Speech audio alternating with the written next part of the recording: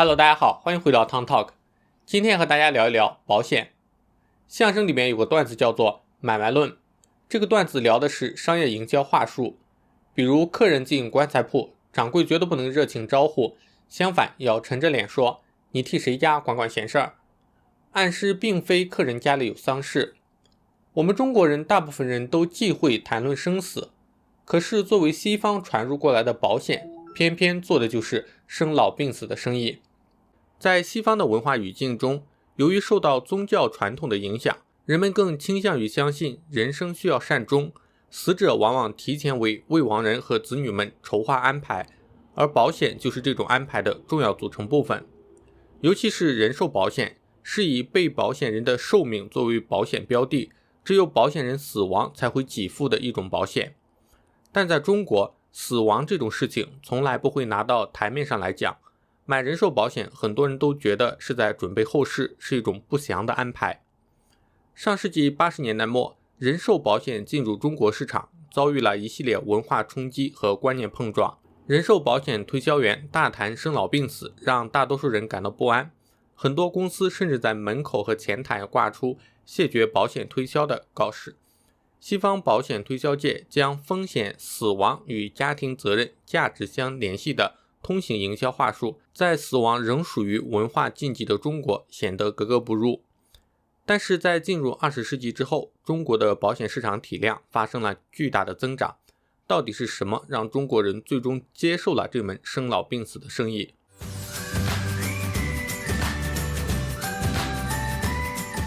人寿保险是门大生意，面对禁忌，无论跨国外企还是本土公司都不愿轻言放弃，一直试图培养并瓜分中国人寿保险市场这块大蛋糕。在推销过程中，业务员们发现，国人虽然忌讳生死，却对理财兴趣浓厚。在谈及保险的人身风险管控功能时，客户往往对保险在突然死亡、突发疾病时所起的保障作用没什么兴趣，但听到保险可能会带来投资回报、分红，就会显得很感兴趣。对于改革开放初期的中国人来说，买了一份保险，如果一切平安，就等于把钱送给了保险公司。这种消费型的保险看似是赔钱的买卖，显然不如储蓄型、分红型保险听上去更具有吸引力。毕竟对于个体来说，出事是小概率事件，回本乃至盈利才是更为看得见、摸得着的现实。因此，各类以储蓄分红为目的的险种销售业绩良好。相比之下，人寿保险则惨淡得多，很多时候只能作为配菜，被纳入前两者的合同捆绑销售。保险业务员也因势利导，在推销时对生老病死的风险管控轻描淡写一嘴带过，反而浓墨重彩的大肆宣扬储蓄型、分红型保险能给客户带来的利益。尤其是上个世纪90年代中后期，银行利率一再下调，导致每次银行利率下调时，保险公司门口总会排起长队。生老病死的生意这本书中，作者陈纯净借用了安斯维德勒的文化工具箱理论来看待中国保险市场的发展。该理论认为，社会文化并不是一套圆融自洽、铁板一块的价值体系，相反，工具箱中充满了各种相互分散、破碎乃至矛盾的文化。当人们在面对具体问题时，在策略上往往会选择既有利于自身利益，也不违背文化习惯的一套文化工具，将原本观念矛盾消弭于无形。如果保险业务员跟客人大谈其家人如果遭遇不幸的后果，无疑会触眉头。但如果业务员转换策略，激发客人对子女的亲情，大谈孩子上大学、结婚时多么需要用钱，客人有更大的几率为这样的表述而买单。在此，人身风险显然不是一个能够说服普通中国人的销售话术，但在国人观念的工具箱里，父母对子女无保留的爱，以及读书、婚配时的固定开销，是每一个中国家庭都能体会和认同的共同经验。既然客户厌恶生死、风险这样的不祥之语，那么业务员就从文化工具箱中挑出更为适合的话术工具，竭力在生意盈利和客户需求之间寻找到大家都可以接受的重叠区域。保险业放弃了利润率高的消费型人寿保险，而客户则会把金钱投资在其实短期不太需要的一份保险的子女身上。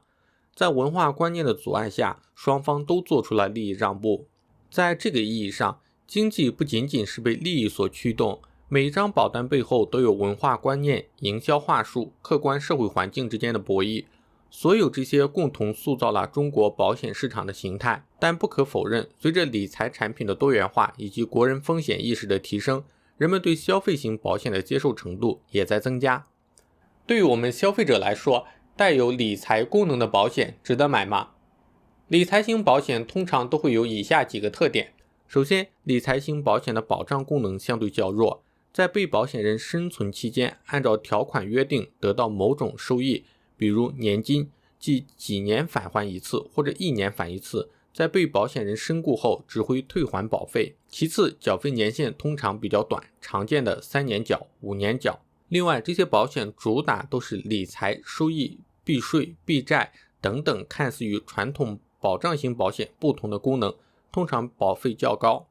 从保险公司的利润角度来看，消费型人寿保险以概率统计为盈利的逻辑，风险低，利润高。而储蓄、分红这样的理财型保险，不仅要面对市场投资环境的不确定性，还要面对来自股市、债券等收益率更为丰厚的投资渠道的竞争挤压。理论上，保险公司应该大力推广消费型人寿保险，而尽量降低理财型的保险比重。所以，从保险的本质，尤其是人寿保险的本质来讲，我们更加应该购买费率更低、保障更为全面的消费型保险。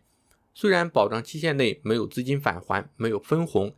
但因此保险费用也会少去很多，而省下来的钱完全可以去投资债券和股票等收益更高的理财产品。